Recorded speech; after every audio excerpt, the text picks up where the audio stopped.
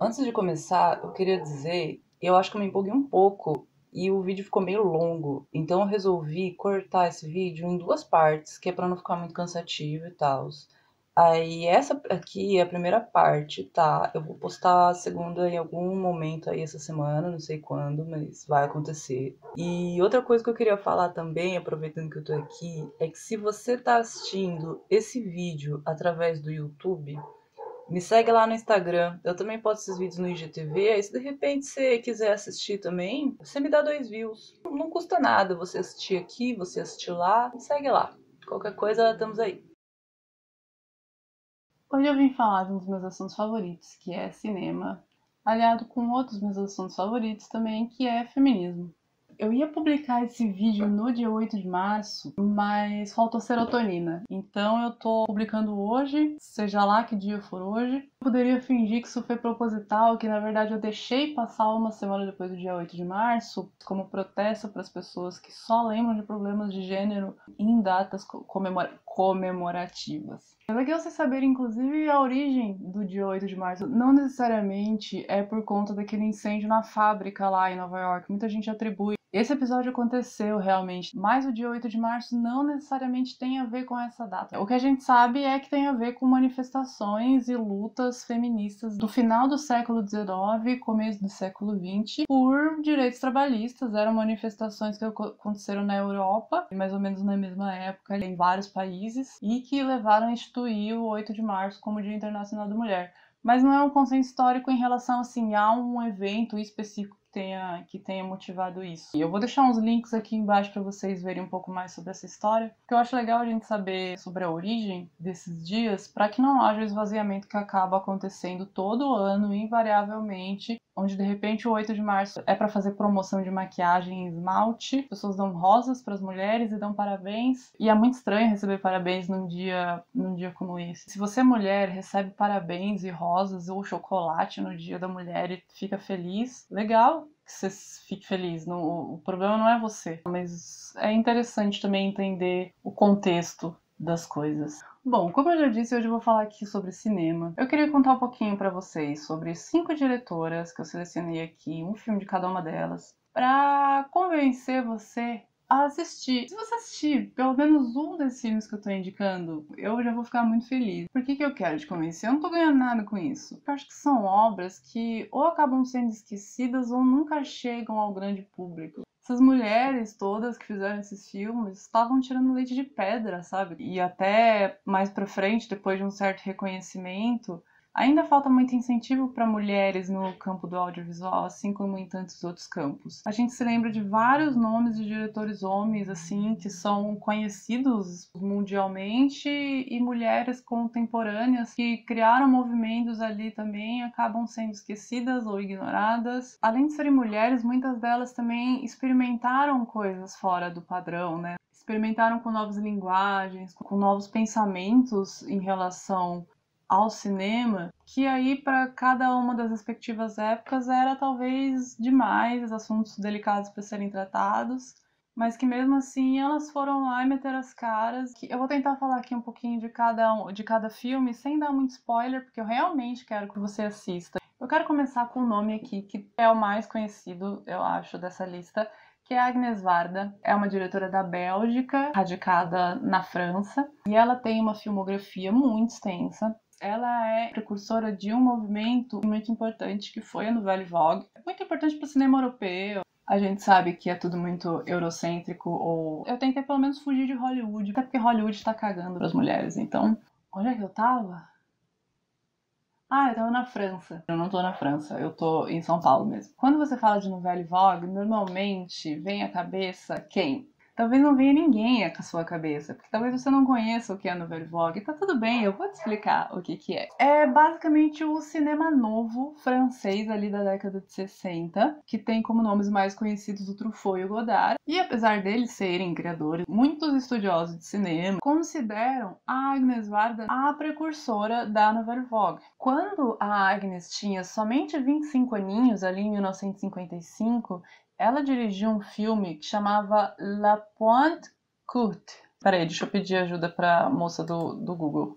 La Pointe Courte. É assim, esse foi o filme de estreia da Agnes Varda e ela não tinha experiência nenhuma em cinema. Ela foi lá com a cara e com a coragem e fez um filme que é precursor de todo um movimento importante de cinema. Você imagina o que ela não foi capaz de produzir conforme o tempo foi passando, a experiência foi aumentando. Dentre os 50 filmes que a Agnes fez, eu escolhi um para indicar. É um filme, na verdade, meio esquecido dela. Chama Lion's Love. Não sei se tem um nome em português para esse filme. Tá boa a pesquisa que eu fiz. Esse filme narra uma semana na vida da Viva, do James Randall e do Jeremy Ragney, que são um trisal, como diria a garotada de hoje em dia. Eles vivem os três juntos numa casa em Hollywood, eles são atores. Na verdade, todo mundo nesse filme tá interpretando, assim, eles mesmos, basicamente. A Viva é uma mina que era amiga do Andy Warhol, participou de uns filmes dele, tava sempre lá no estúdio dele. E o James e o Jeremy são os criadores do Hair, daquele musical, sabe? Eram ali conhecidos naquele nicho de arte. Durante essa semana acontecem algumas coisas, tipo, eles receberem a visita de uma cineasta nova-iorquina chamada Shirley Clarke. E aí ela chega, essa loucura de Hollywood, né, ali conhecendo um pouco mais dessas três figuras. Tem um pouco de documentário ali na ficção dela. Ela mesma aparece no filme em alguns momentos. Tem um momento em que ela substitui a Shirley Clarke em cena. Esse negócio da quebra da quarta parede é utilizado por ela de uma forma muito incrível, assim, muito diferente até hoje, mesmo depois de tanto tempo. Esse filme é de 69. Ele não tem essa narrativa bonitinha, linear. São pequenos recortes. Durante essa semana acontece o assassinato do Robert Kennedy, e aí mostra também como eles lidam com essa questão política. Mas, assim, de uma forma geral, parece que eles estão vivendo num mundo paralelo. No começo, quando a Shirley e a Viva se conhecem, o cara que tá apresentando as duas vai fazer um tour pelo apartamento e fala: bom, nesse apartamento aqui em que tudo é de plástico, né? As flores são de plástico, as frutas são de plástico. Meio que essa visão da Varda, né? Em cima do que é aquela Hollywood. Que é o papel que a Shirley faz ali, descobrindo como funcionar ali naquele mundo, né? Que ela não conhece direito, assim. Ela tá indo para dirigir o primeiro filme dela em Hollywood. Então, para ela é tudo muito novo. E eu imagino que para Agnes também tenha sido quando ela chegou lá. Esse filme é da fase californiana dela. Eu escolhi um filme da Agnes que não é francês, não é europeu, justamente porque eu acho interessante essa visão externa. O cara chega e fala: nossa, esse pilar não tava aqui no meio dessa sala. E aí a Viva chega e fala: ah, a diretora colocou aqui. Ela meio que se corrige e fala: não, decoradora. Eles sabem que eles estão no filme e faz parte da graça.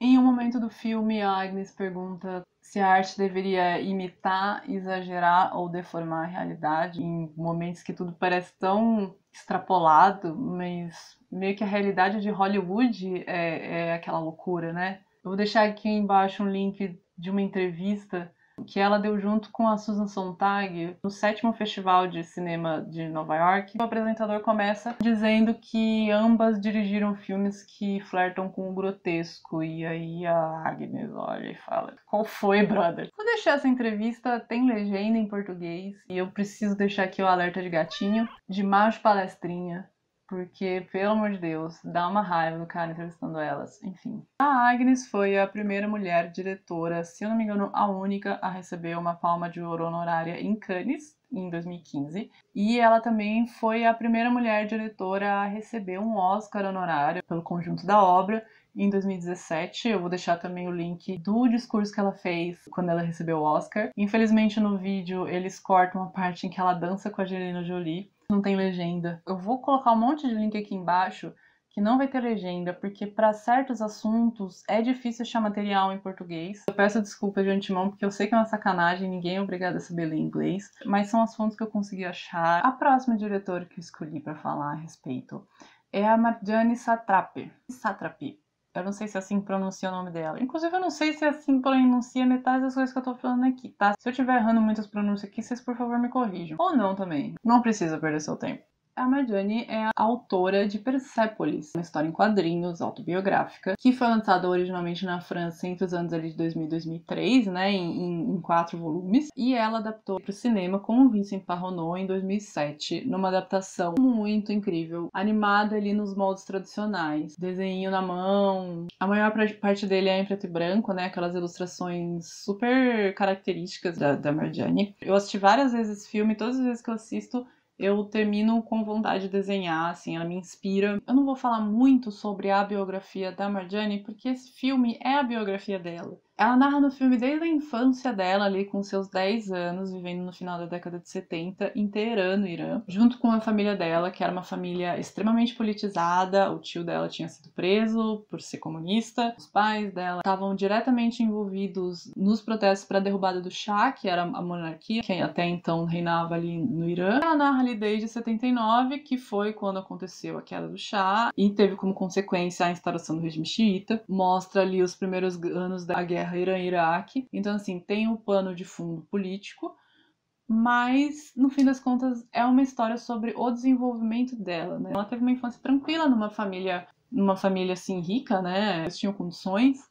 E aí ela, com essa mente de uma criança de 10 anos, tentando entender ali a política, tentando compreender o posicionamento dela, com as limitações dela, aí ela entrando em choque com o regime xiita, as mulheres começam a ser obrigadas a usar hijab. Antes disso elas não usavam a hijab, na verdade, porque era proibido pelo Shah, então ela tem que se acostumar com os novos costumes, com um certo cerceamento ali, tendo acesso às músicas que ela gostava através de contrabando. Qualquer música que não fosse persa e álcool e maquiagem, muitas coisas passaram a ser proibidas, e aí tanto ela quanto a família dela começam a ter que se ajustar a essa realidade, as tensões do período de guerra que ela vive com a família, até ela ir para Viena para tentar fugir desse regime. E aí, depois de uma série de coisas muito pesadas que aconteceram com ela acaba voltando pro Irã. Então fala um pouco dessa questão dos refugiados, que não só existe até hoje, mas nunca vai deixar de existir, com o tanto de conflito que a gente vê surgindo e aumentando, né? No século XX a gente não teve um momento de paz, e o século XXI também não tá muito diferente. Então fala sobre muitas questões da construção da identidade dela enquanto mulher, enquanto iraniana. Depois, mais velha, ela volta para a Europa, inclusive ela mora na França até hoje. Talvez um filme franco-iraniano, praticamente inteiro em preto e branco, falado em francês, falando sobre questões de identidade iraniana, talvez não pareça um filme muito atrativo.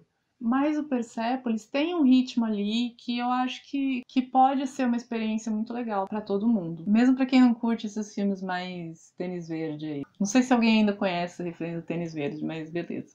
Eu acho legal esse filme também, que aí já entra as minha viagem louca de ácido. Não tá muito longe de caminhos que a gente pode tomar enquanto nação também, né? Foi a derrubada de um governo autoritário, incentivado por manifestações progressistas de uma certa forma, que acabou descambando para um regime teocrático mais autoritário ainda, guardadas as devidas proporções, porque o Irã tem um histórico de conflitos ali muito mais complexo do que isso. Se for pensar que a gente já está virando uma teocracia, que o lema do governo não é Deus acima de todos, tanta perseguição a religiões de matriz africanas, grupos de milícia com base em fundamentalismo religioso, pessoas como a Damares e o seu Anajuri, o Estado cerceando o corpo e sistema reprodutor de mulheres, baseado em crenças religiosas. Então a gente não tá muito longe dessa possibilidade. Você acha viagem? Comenta aí embaixo, me chama de comunista, me manda pra Cuba.